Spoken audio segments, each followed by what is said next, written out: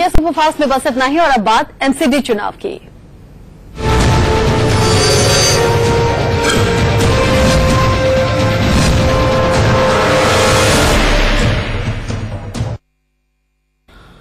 दिल्ली में एमसीडी चुनाव में 272 में से 270 सीटों के लिए मतदान जारी है। 2 सीटों पर उम्मीदवारों के निधन की वजह से चुनाव रद्द कर दिए गए हैं। आज सुबह दिल्ली के मुख्यमंत्री अरविंद केजरीवाल, उप मुख्यमंत्री मनीष सिसोदिया और एलजी अनिल बैजल मतदान करने के लिए पहुंचे। एमसीडी चुनाव के लिए वोटिंग चल रही है, तस्वीरें हम आपको दिखा रहे हैं। दिल्ली के मुख्यमंत्री अरविंद केजरीवाल अपनी पत्नी और बेटी के साथ वोट डालने के लिए पहुंचे। दूसरी तस्वीर में आपको दिख रहे हैं मनीष सिसोदिया और तीसरी तस्वीर एलजी अनिल बैजल की, जो कि पहुंचे अपना वोट डालने के लिए और अपने अपने मत का इस्तेमाल करने के बाद बहुत खुश नजर आए। वोट डालने के बाद अरविंद केजरीवाल ने क्या कुछ कहा, सुनिए। मैं दिल्ली के लोगों से अपील करूंगा कि सब लोग भारी से भारी संख्या में वोट डालने आएं और गंदगी के खिलाफ और डेंगू मुक्त, चिकनगुनिया मुक्त दिल्ली के लिए वोट डालें। अनिल जी, रेफरेंडम में कहा जा रहा है कि आपकी सरकार के खिलाफ 2 साल का ये रेफरेंडम होगा। चलो अब देख लेंगे 1-2 दिन बाद क्या होगा। अरविंद केजरीवाल को आपने सुना। मनीष सिसोदिया ने भी अपने वोट का इस्तेमाल किया। वोट डालने के बाद मनोहर केसरी संवाददाता से बातचीत देखिए मनीष सिसोदिया की। मनीष सिसोदिया वोट कास्ट करके निकले हैं, इनसे बात करते हैं। सर, क्या मकसद है और क्या जनता से अपील करेंगे? जनता से अपील करूंगा कि आज झाड़ू पे वोट दें। आज दिल्ली की साफ सफाई के लिए, दिल्ली में चिकनगुनिया, डेंगू जैसी बीमारियों को फैलाने वाली पार्टी को हटाने के लिए वोट दें। आपने वोट कास्ट किया, ईवीएम मशीन ठीक थे? ईवीएम मशीन अगर ऐसे देख के पता चल जाता तो बात ही कुछ नहीं थी ना। ईवीएम मशीन का पता चलता है आपको तब जब आप उसको प्रोग्रामिंग देखेंगे, जब आप उसका टेक्निकल टेस्टिंग करेंगे, ये इससे पता नहीं चलेगा। लेकिन जिस प्रकार से रेफरेंडम की बात होती है तो आम आदमी पार्टी 272 में कितनी सीटें ला रही है? आम आदमी पार्टी 200 से ज्यादा सीटें लेके आएगी। लेकिन जिस प्रकार से योगेंद्र यादव ने भी लेटर लिखा और बीजेपी ने एफआईआर दर्ज कराई आपके मुखिया के खिलाफ कि आपने डेंगू चिकनगुनिया कहकर जनता को धमकी दी है।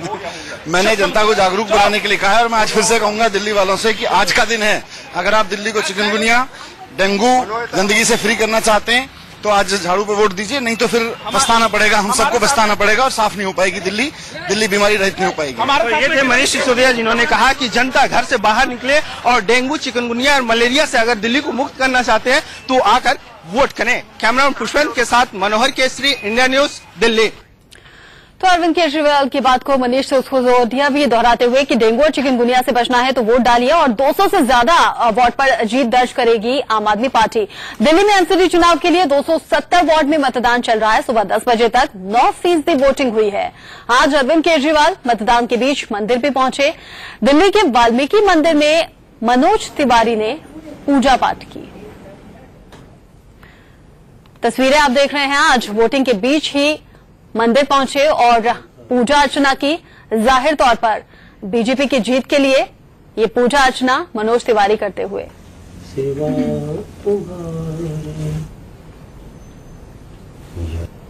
और जो रियल पिक्चर दिखाया आम आदमी पार्टी ने, उसके बाद जो छली हुई महसूस कर रही दिल्ली है, उसके लिए एक बड़े फैसले का दिन है। और 2014 के बाद का बीजेपी का जो अभियान है गरीबों को, मजदूरों को, वंचितों को, पीड़ितों को उठाने का, उसमें दिल्ली शामिल होना चाहती है। और निश्चित रूप से आज हमारे लिए भी, चूंकि मैं पहली बार एक चुनाव प्रदेश का फ्रंट पे होके लड़ रहा हूं, तो मेरे लिए तो बहुत ही बड़े फैसले का दिन है और मैं बहुत आशान्वित हूं। ईश्वर से प्रार्थना कर रहा हूं सब अच्छा होगा और हमें सेवा का मौका मिले। कहते हैं ना कि जिसकी 56 इंच की जीभ हो तो कुछ भी कह दे, खेलो कहना हो तो कोई मतलब ही नहीं है। तो आज एक बड़ा फैसला सुनाएगी और उसके बाद दिल्ली को मुख्यमंत्री धमकी दे कि हम डेंगू और चिकनगुनिया छोड़ देंगे, बिजली और पानी का दाम बढ़ा देंगे, बच्चों की हाय लगा देंगे, तो दिल्ली जानती है कि जो अपने बच्चों की झूठी कसम खा के भी सत्ता के लालच में पड़ा रहता है, उसको दिल्ली सजा देना जानती है और आज देगी भी। नई दिल्ली की सांसद मीनाक्षी लेखी वोट डाल के आई हुई हैं, हमारे साथ मौजूद हैं। मीनाक्षी जी, आपने वोट पोल करके आई हुई, आप देख रहे हैं हाथों में निशान भी है। आप आई हुई थी क्या? पहले कुछ बैग लेके नहीं आई थी, फिर दोबारा आप गई?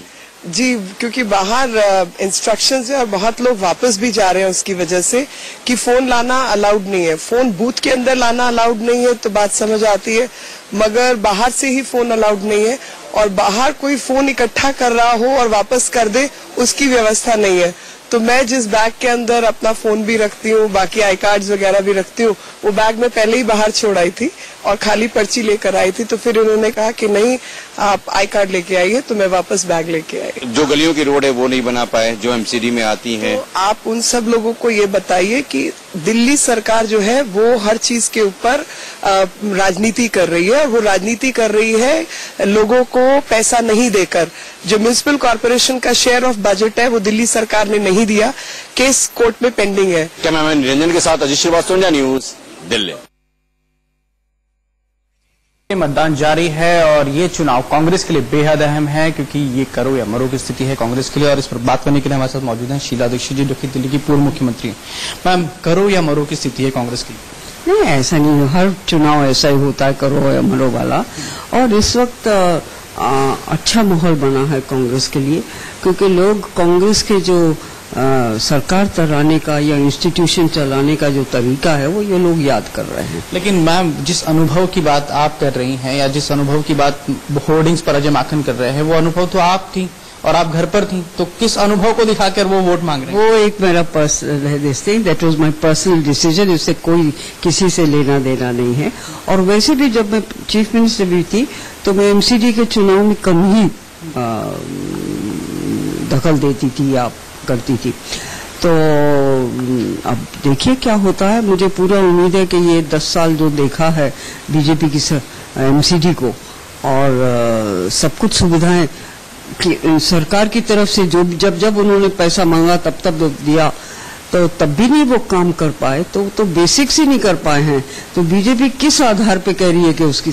लेकिन बीजेपी जो भी कहे, लेकिन आपकी पार्टी के नेता जिस तरह से छोड़ के बीजेपी में शामिल हो रहे हैं, तो कहीं ना कहीं टाइमिंग भी गलत है। और आपको नहीं लगता कि इसका असर पड़े? मैं मानती हूँ कि टाइमिंग ठीक नहीं है और पर उनको जाना था, चले गए, उसमें कोई ज्यादा पूरी दिल्ली में उसका असर नहीं पड़ेगा। हाँ, जहाँ पर वो हैं, जैसे बरखा जी अपनी कॉन्स्टिट्यूंसी में, वहाँ पर असर पड़ेगा, लवली अपनी कॉन्स्टिट्यूंसी में, वहाँ पर असर पड़ेगा, कुछ ईस्ट दिल्ली में पड़ जाएगा।